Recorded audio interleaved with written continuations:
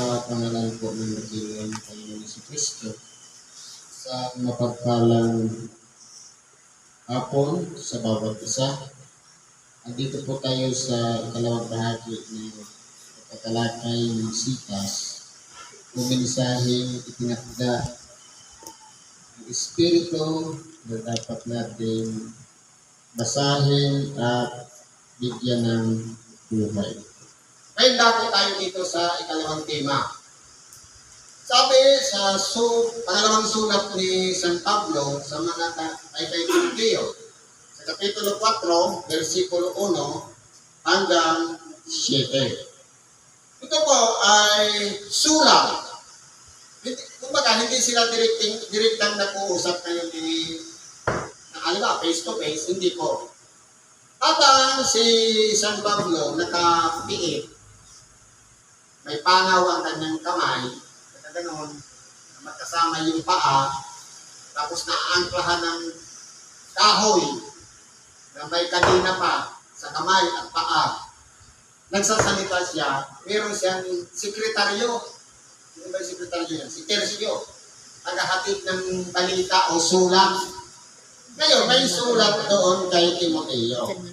Anong tagubilin niya? Dahil, kumbaga, ang buhay niya, nararamdaman niya na nagpahina ng pahina.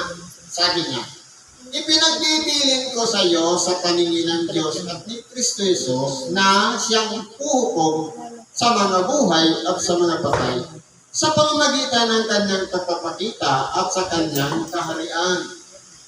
Ibig sabihin, with consent ng Lord at ganoon din ng Diyos. Ipangaral mo ang salita na para kang atas na dapat sundin ni Timoteo. Ipangaral mo ang salita. Magsikap ka sa kapanahunan at di kapanahunan. Ibig sabihin, napapanahon man o hindi.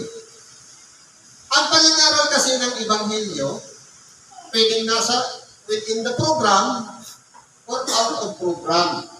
Ibig sabihin niya, halimbawa, pag sinabing napapanahon, may programa sa simbahan. Halimbawa, ngayon, mula 1:30 o 2:00 hanggang 5:00 ang Ebanghelyo.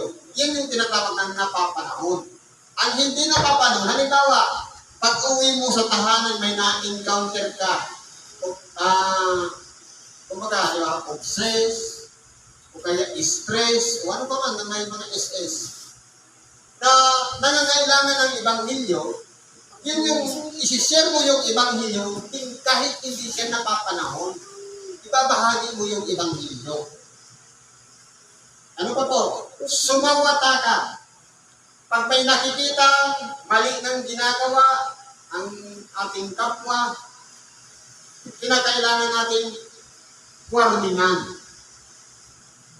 Ano pa sabi nito? Sumaway ka. Galing sa word na saway. Pag ikaw yung naggulo, ikaw yung pasaway. Ibig sabihin, ikaw ang tagapigil ng pasaway. Ano pa sabi dito? Mangaral ka na may buong pagpapahinuhod at pagtuturo. Kasi po, mayroon mga preacher o evangelista tagapangaral ng salita ng Diyos. Walang pakialam. Basta, ginawa niya yung trabaho niya, ang mission niya, evangelista, basta ginamit ko na. Ginamit ako ng Diyos, sabi na. Take it or leave it. May masaktan o wala. Basta tapos na ito sa mission ko. Kulang po yun. Kasi po, ang sabi dito, mangaral ka ng may pagpapahinuhod. Na dapat, kukunin mo yung atensyon ng isang taong tagapakinig para pakiramdaman niya yung mensahe, yung spirit ng Ebanghelyo. Na kumbaga, ang preacher, para kang ikaw yung cook, ikaw yung tagaluto. Halimbawa, puro manok. Alam mo yung putahe na dapat sa oras na tinikman, kinakain ngayon ng isa ng doon sa isang pagkain, na walang iba, ito na yung ibang milyo. Nilalasap mo na saan kaya yung anghang nito? Ramdam mo ba yung lasa ng paminta? Yung lasa ng alat? Yung tamis? Kapag yun po, napag ninilay-nilayan ng isang tagapakinig ng ibang video, mararamdaman na, kasama pala ako sa nais na pagpahalagahan ng Diyos dahil isa rin pala ako sa ililigtas ng Diyos. Hindi ba maganda na kapag yung ibang yun nararamdaman, napipil ng isang tao na kasama pala siya sa ililigtas ng Diyos at pinagpapahalagahan ang kanyang buhay. Hindi ba maganda pakiramdam ng ganun? Kaya may pagpapahinuho dahil may mga tao doon na pwedeng hindi tumanggap. Hindi ibig sabihin na sinabi mo ngayon, ora mismo, i-absorb agad yung salita ng Diyos. Minsan yan, ilang cycle pa yan bago niya tanggapin yung salita ng Diyos. Kasi, depende po kasi yan sa unawa ng bawat isa. Pero po kasi mga tao na punong-puno na yung kanyang isip, yung kanyang kaalaman, nandiyan na lahat sa kanya. Kumbaga, no vacancy para sa Word of God. Kaya ano ang kailangan? Para salinan mo ang isang lalagyan, lalagyan mo siya ng tubig, i-empty mo muna. Kaya kinakailangan niya, ipinangangaral ang pagsisisi para ma-reconstruct yung isip, ma-reforma, at saka mo ngayon, ipasok na yun yung Ebanghelyo. Dahil malaki ang bakante, siyempre, pasok lahat yun doon. At doon na, ito na yung pagpapahinuhod na unlimited. Kasi po ang sinabing pagpapahinuhod, yung parang kulang na lang magmakaawa ka para lang tanggapin ang salita ng Diyos. Hindi yung dahil preacher ka, ang oras ko ganito, kalahating oras, nagsalita ka, may nasaktan o wala kang pakialam, ibig sabihin yan, hindi yung pagpapahalaga sa kapwa. Walang pagpapahinuhod doon. Trabaho ang nangyari doon, take it or leave it. Kaya sabi dito, pagpapahinuhod at pagtuturo. Kaya depende po kasi yan sa knowledge at kaalaman at gabay ng Espiritu Santo doon sa tagapanaral ng salita ng Diyos kung ano yung i-input sa pag-iisip ng tao. Kaya kung mali yung pangaral, mali yung interpretation o pagbabasa ng banal na kasulatan, tapos ang pahayag ganito yung mensahe, pero iba ang pakahulugan, yun din ang ma-absorb at tatanggapin ng mga tagapakinig. Kaya depende po yan sa tagapanaral. Kapagkat darating ang panahon na hindi nila titiisin ang magaling na aral kundi pagkakaroon nila ng gapi sa kaingan. Ibig sabihin po, sa oras para na ipinangaral yung Ebanghelyo, darating ang panahon magsasawa din ang tao. Na parang magsasawa, narinig ko na yan dati, sinabi na naman ngayon. Ngayon, doon mo makikilala ang tunay na lingkod ng Diyos. Kasi ang tunay na lingkod ng Diyos, hindi nagsasawa sa pakikinig ng Ebanghelyo. Kahit isang buwan, isang topic, gustong-gusto mo siyang pakinggan, mayroon yung connection kay Lord, yung tagapakinig. Pero kung nagsasawa, na parang nauumay, kasi kung tutusin, halimbawa, ito naman yung tagaluto, ang manok ba, isang putahe lang pwede mong iluto? Hindi mo na marami. Kaya ngayon, ang interpretasyon mo niyan, iba-ibahin mo rin. Huwag yung paulit-ulit na sinabi mo na last week, sabihin mo ngayon, next week, sasabihin mo ulit. Dapat, iba naman yung sasabihin mo ngayon, iba naman next week, iba yung nakaraan. Ganun yun, para, kumbaga, iba kasi ang sangkap ng adobo, iba rin ang sangkap ng tinula, pero pare-parehas yung may paminta. Hindi mo siyang gamitin, pero dapat malalasap yung tunay na lasa ng papaya doon sa tinula. At sa adobo naman yung tuyo. Parehas ba sila may tuyo? Hindi. Pero, parehas sila manok. Ganun po ang pag-preach. Para yung mga tao, hindi sila magkakaroon ng kate sa tainga. Sabi dito, ay magsisipagbuntong sila ng kanilang sarili na mga gurong ayon sa kanilang sariling masasamang kita. Kaya po, mayroong tinatawag na ebanghelyo na yung salita ng Diyos na natatalukbunan. Minsan, halimbawa, mayroong kang audience na sugarol, parang ita-divert mo yung topic na hindi mo babasahin yung mensahe na para sa kanya, na para bagang tinatakpan natin yung mensahe. Dapat hindi ganon. Kundi dapat yung mga gurong ayon sa kalooban ng Diyos. Hindi sa masasamang kita. Sabi dito, at ihiwalay sa katotohanan ang kanilang mga tainga at mga ibabaling sa katha. Yan po. Yung katha, ito yung mga imbento. Yung mga sabi-sabi. Na sa halip na yung tunay na aral ang tinatanggap, ang nandyan sa utak, yung mga sabi-sabi, yung mga alamat, yung mga mga pinapasa galing sa magulang, saling sabi ng tao, mga ganon. Kumbaga, wala nang say-say yung ibanghilyo. Kahit sinong preacher ang mangaral doon, wala na talagang puwang ang ibanghilyo sa kanilang pagkatao. Ano pa sabi dito? Sa mga tagapangaral, ngunit ikaw ay magpigil sa lahat ng mga bagay. Pag sinabing magpigil sa lahat ng bagay, mag-control. Ano mga dapat magkontrolan? Walang iba, siyempre, halimbawa, mayroong isa na nagsabi sa akin, ano itong uor na meron ka na kapag pinatay mo, patay ka rin. Pag binuhay mo, buhay ka rin. Talagin natin sa lapi. Pag inalis mo ang pera sa buhay mo, wala kang pambiling pagkain. Pag nalulong ka naman yan, pwede mo kang magsugal. Kasi pag-ibig niya sa salapi. Pag timbot, gusto mo yung laman ng pusa na yung pagpamakunta sa iyo, idadaan mo sa swerte. Kasi ang sugal swerte. Hindi malas. Kaya po, kung mapapansin natin, isa yan sa pinag-control na dapat kailangan natin yung pera, pero hindi naman ibig sabihin, palulubugin tayo doon sa pera.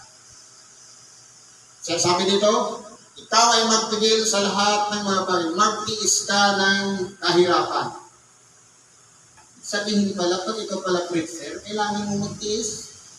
Siyempre, sabi nga, Apostol Pedro, nung ikaw ay bata pa, ikaw ay lumalakad kung saan mo ibig. Ngunit pagtanda mo, ikaw ay dadalhin sa isang lugar na kung saan hindi mo ibig.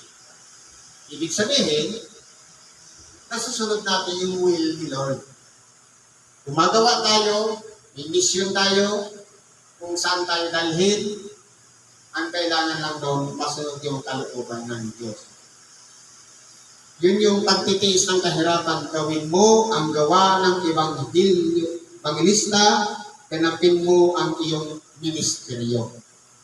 Ibig sabihin ko pala, ang pagiging preacher, pagiging kasangkapan, ay ministeryo. Kumbaga, nakatakda na yan sa buhay natin nung ipinaglihi pa lang tayo ng ating mga magulang. Kasi malamang, nasa loob pa lang tayo ng tiyan, matasali na yung magulang natin.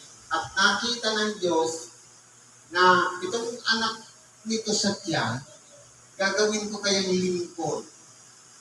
Kaya, paglaki natin, minsan nagiging preacher tayo, nagiging kasangkapan, nagiging tagatulong sa may karamdaman, nagiging kasama sa pamunuan, kasama yan sa mga sangkap ng isang iglesia.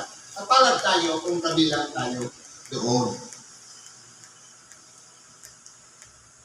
Sabi ni San Pablo, bagamat mabigat sa kanyang kalooban, sapagkat ako'y iaalay na at ang panahon ng aking pagpanaw ay dumating na.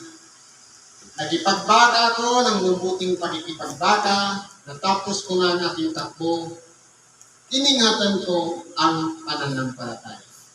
Ito po ang isang halimbawa na iniiwan ni Apostol Pablo. Yung pagtatagumpay. Dumating man ang kapanahunan ng ating buhay, palagi nating isipin, nag-success ba ako sa kaloob ng Diyos na ibinigay sa akin? Naging satisfied ba ang Diyos sa oras na ginugol ko, sa pangangaral, sa pakikinig, sa pagtulong sa may karamdaman, sa pamamahala ng kapatiran? Nakitaan ba? Ibig sabihin, sa oras na dumating na yung kapanahunan natin, palagi natin iisipin, nagampanan ko ba ng tama? Napagtagumpayan ko ba? Nagawa ko ba ng walang tutol ang lahat ng bagay na ipinagdak sa atin? Palagi po yan i-reconcile natin sa Diyos. Kung tayo man ay nakatanggap ng pagkukulang, o kaya hindi natin naabot yung pinaka-minimiti natin na objective, hihingi natin ng tawad sa Diyos. Dahil ang Diyos naman nakakaunawa. Dahil, siyempre, sa kalagayan tayong naman, marupok, mahina, nadadala, at minsan napapahamak din. Kaya, palagi natin isipin yung taglay na iniwan ni San Pablo, pananampalataya. Kung paano tayo nagsimula, nung makilala natin si Kristo, yung pananampalataya yan dapat hindi po yan nagbabago. Kundi bagkos, mas lalo pa siyang lumalago. Hindi yung namimintin lang yung paniniwala na yan, yung pananampalataya. Dapat nag-improve yan. Kumbaga, ang pananampalataya mo lang merong Diyos, merong anak, merong Espiritu Santo, meron ka palang kapasidad na sa pangalan lang ni Kristo, kasanggitin mo, gagaling ka at lalayas na yung demonyo. Sa makatuwid, hindi natin dinimelop para mag-improve yung pananampalatayang taglay natin. Maganda, kung halimbawa, kung ang pananampalataya niyan katulad ng isang butil ng mustasa. Sa umpisa, maliit, kapag lumalago, kahit sabihin mo sa bundok na ito, malipat ka, lilipat, ibig sabihin yan, hindi siya nanatili sa kalagayan maliit, kundi napalaki natin yung pananampalataya. Yan po yung iniiwan ni Apostol Pablo na taglay niya, na dapat taglayin din natin.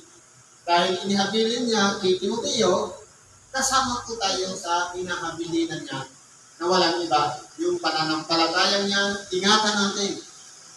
Dahil kapag yan po ay nawala, minsan, mahikayat ka lang, maka-encounter ka na ibang sikta, nilipat ka na naman. Dahil yung pananampalataya niyan, hindi po siya matatak. Dapat nakapatong yan sa ibabaw ng isang bato. At ang batong yan, si Kristo. Para na sa ganun, maging matibay. Sabi nga, kung ang pananampalataya katulad ng isang bahay na tinayo sa ibabaw ng buhanginan, dumating yung pagsubok, bagsak. Pero yan, nakapatong sa ibabaw ng isang bato, kahit anumang pagsubok, pag-uusig, problema, kahit panihina, nakatayo po yan kasi si Kristo mismo yung batong tutulong sa bawat isa sa atin. Siya ang magpapatibay ng pananampalataya taglay natin. Kaya iyan po ang susi ng pagtatagumpay. Nandyan yan. Nandyan ba? Ay faith. Wala pala dito yung pananampalataya. Faith ka lang. Faith. May pananampalataya tayo, may pag-ibig pa, at may pag-asa sa buhay na walang hanggan. At nandito ako, sa pagtalakay ng Ebanghelyo.